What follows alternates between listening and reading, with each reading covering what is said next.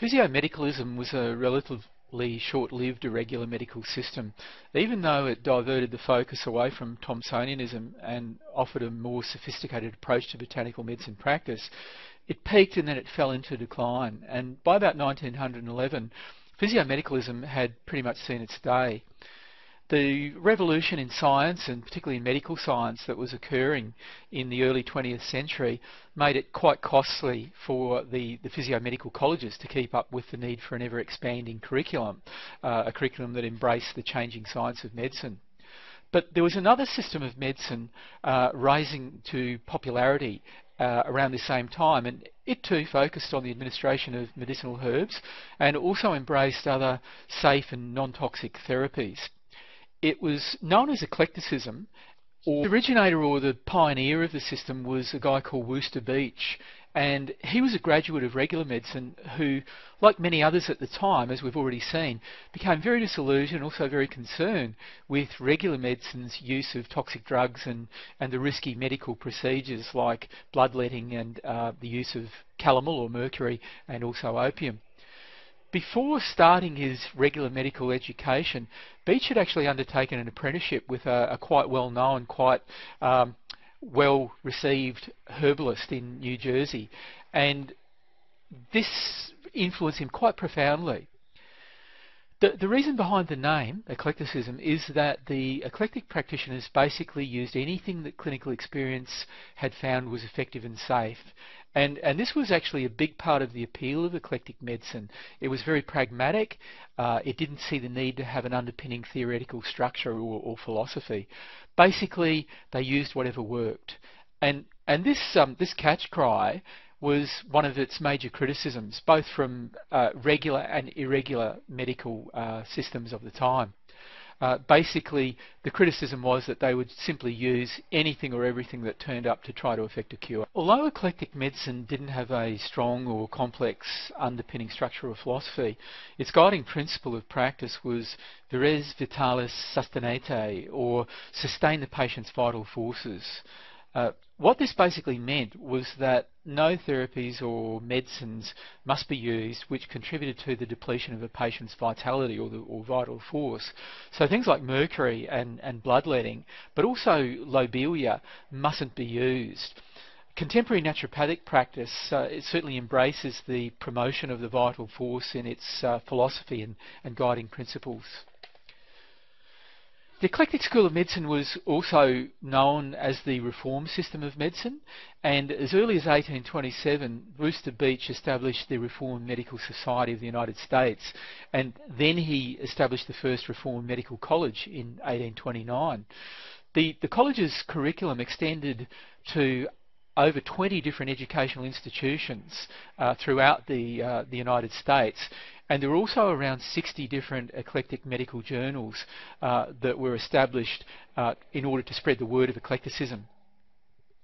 Important to remember that this was a time in the United States under President Andrew Jackson when liberty or freedom of rights was a very strong part of society, and the freedom to choose between regular and irregular medical services was a part of this. So consequently, the eclectics like to see their medical approach as the American school of medicine because it was original and independent of the established authority, certainly or particularly independent of the established medical authority or regular medicine. The right or the freedom to have an opinion meant that there was a lot of debate, a lot of disagreement, and even conflict both within and between the various medical systems, regular and irregular. There are some pretty well documented recordings of some of these conflicts, and there was one in particular involving a faculty dispute at an eclectic school in Cincinnati, which finally had to be settled by the firing of the cannon.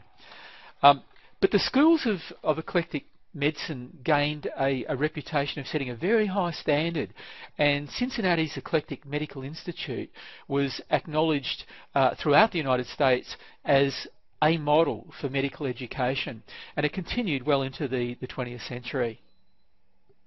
But by the outbreak of about World War II, eclectic practice had faded as a movement. Medical science was establishing a dominance through its investigations and discoveries of how the body worked, and also a deeper and broader understanding of disease and how it could be treated with the new drug discoveries and also surgery. But eclecticism certainly did leave a legacy, and this has been at least partly kept alive in many ways through contemporary naturopathic medical practice.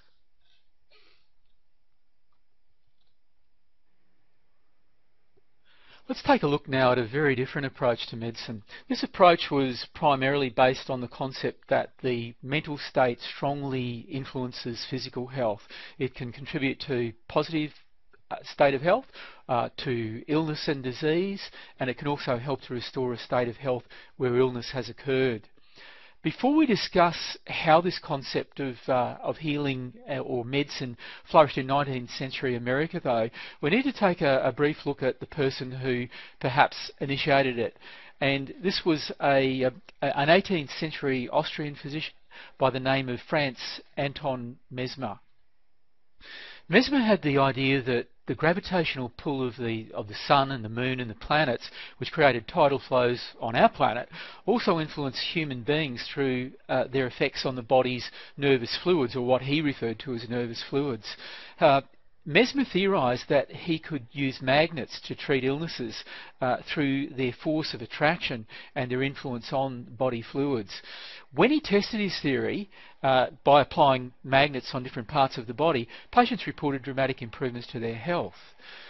Later on, though, Mesmer realised he could achieve the similar actions using non-magnetic materials such as wood or metals, but only if he held them.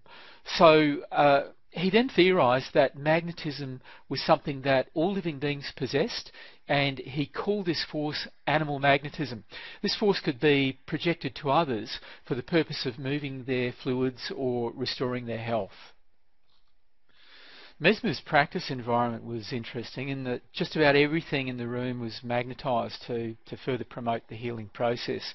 He even had mirrors set around the room to reflect the magnetic force to where he wanted it focused.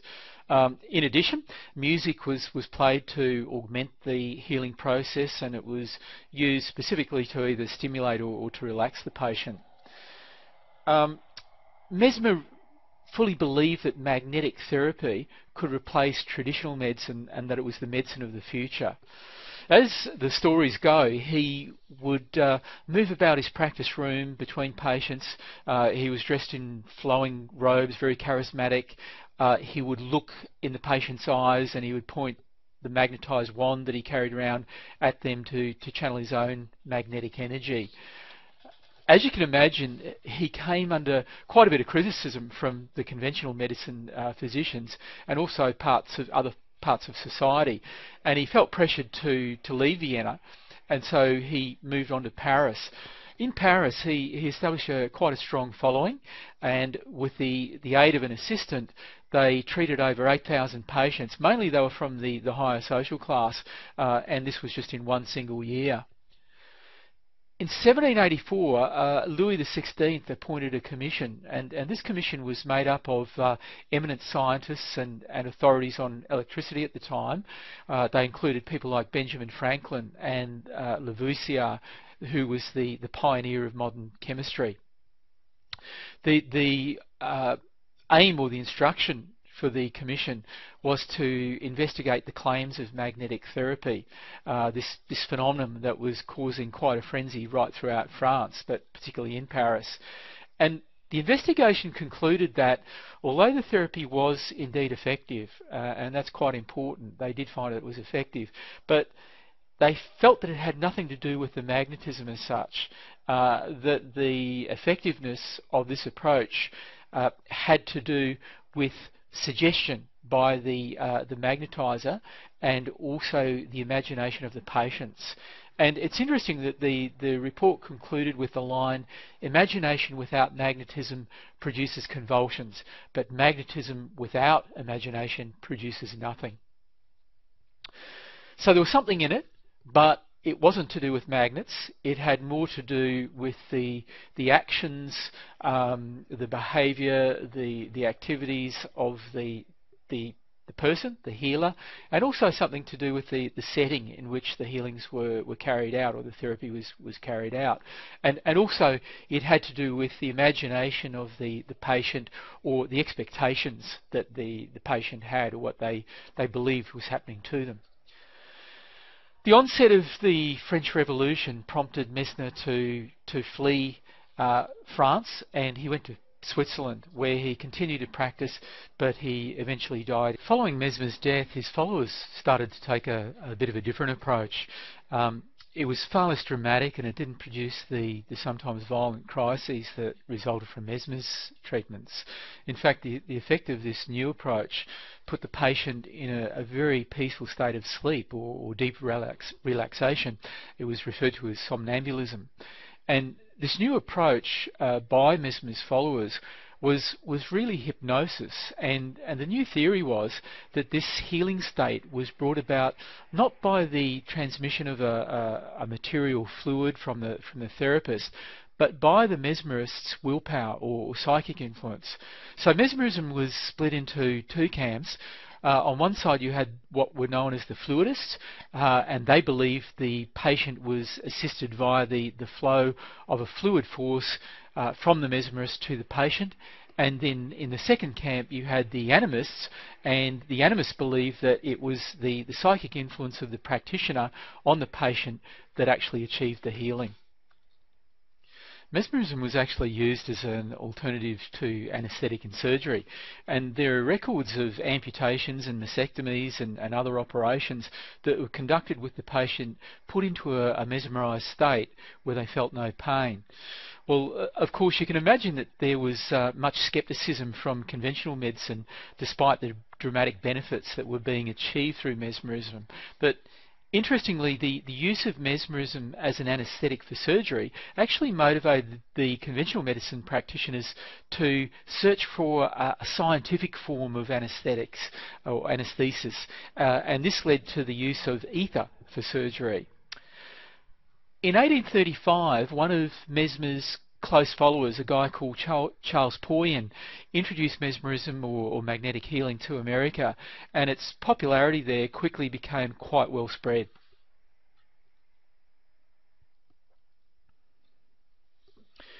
Phineas Quinby was an American mesmerist who had learnt from Charles Poyen, and his initial approach to mesmerism involved mesmerising an assistant, a guy called Lucius Berkmar, who could then describe any disease that was present within a patient and how to best treat it. Berkmar supposedly had clairvoyant ability and could also read the minds of others when he was mesmerised.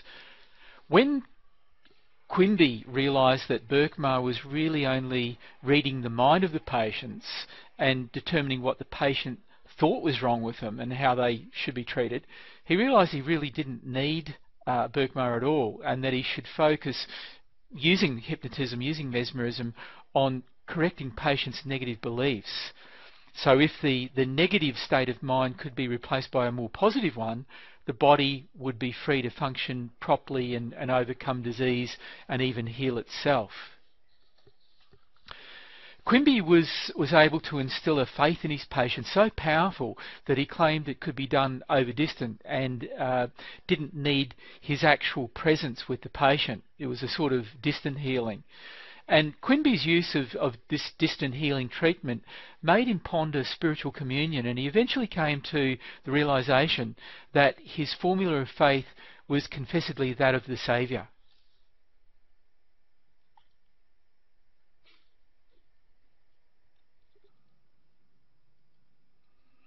By the 1860s, Quinby had gained quite a reputation across North America and influenced many people with his healing approach.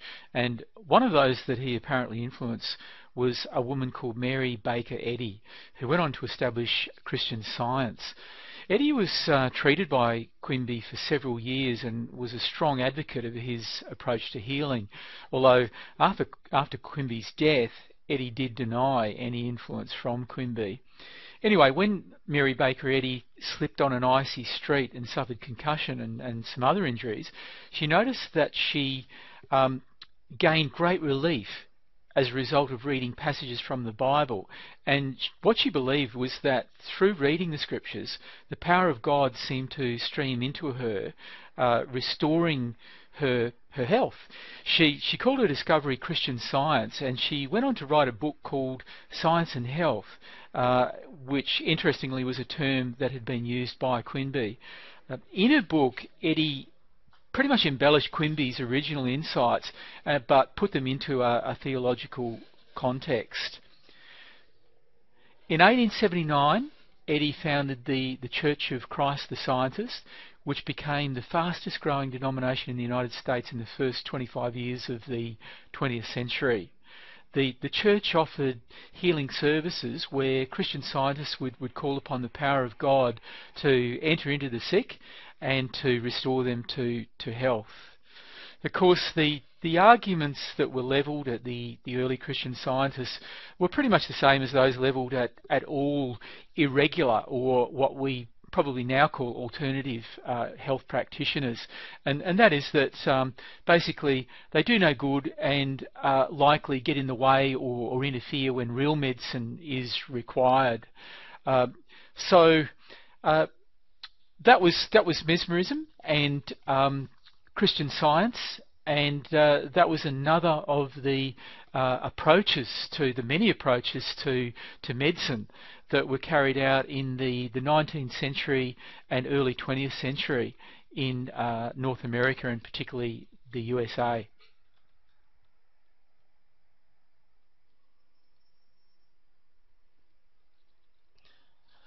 Another approach to healing that became popular in 19th century America was hydropathy, water therapy or water cure. It's important to point out at the outset that this is a very different form of water therapy from what was known as taking the waters. Taking the waters was a much milder form of water therapy, and it was common in health spas. Taking the waters meant two things, basically drinking the water and also bathing in it, and the water was usually warm rather than cold. It was a very mild and quite pleasant form of therapy that was enjoyed by people who visited the health spas in Europe and in North America at the time.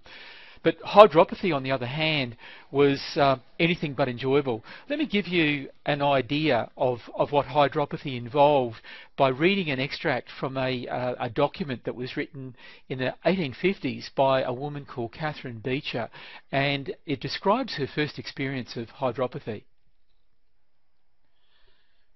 At 4 in the morning, she recorded, she was packed in a wet sheet and kept in it from 2 to 3 hours. She was next taken in a reeking perspiration to be immersed in the coldest plunge bath, then a walk as far as strength would allow and drink 5 or 6 tumblers of the coldest water. At 11 a.m, stand under a douche of the coldest water falling 18 feet for 10 minutes, then walk and drink 3 or 4 tumblers of water. At 3 p.m, sit half an hour in a sitz bath of the coldest water, then walk and drink again. At 9 p.m, sit half an hour with the feet in the coldest water, then rub them till warm. Then cover the weak limb and a third of the body in wet bandages and retire to rest. This same wet bandage was to be worn all day and kept constantly wet. So that gives you some idea of what real hydropathy was about. It certainly wasn't for pleasure, and it certainly wasn't for relaxation. But the hydropaths were very had a lot of faith in their therapy. They believed that it could cure any disease, and also that it would leave the patient feeling invigorated and rejuvenated, that it was a boost to the body's vital force. The use of water for healing and promotion of health is probably goes back to the distant past. Animals use it, and no doubt our early ancestors did too. It's common in most cultures. But as a system of healing, water therapy or hydrotherapy is credited to one person in particular, and that was an Austrian by the name of Vincent Priesnitz. Priesnitz was born the son of a farmer, and he discovered and developed his technique of hydropathy while living in the mountains and the hills of Austria. Over a period of time, he perfected the technique, his own technique of hydropathy, and he developed it further by experimenting on friends and family members. In 1829, he opened the Hydropathic Institute in Grafenberg in Austria, and within 10 years, it had become extremely well known, extremely popular as a place to go for treatment of all sorts of health conditions. Basically, Priestnet's method of hydropathy involved wrapping the patient in wet sheets, and these sheets were called Leintuch. And the person was wrapped in these wet sheets, then they lay down, and they were covered from head to toe with layers of blankets. And of course this caused perspiration or sweating. It produced an artificial fever. And when sufficient sweat or perspiration was produced, the patient was then plunged in a very cold bath. Then they were sent outdoors to walk as far as what they could and to drink as much water as they were able to, as you heard before when I read that extract from the writing.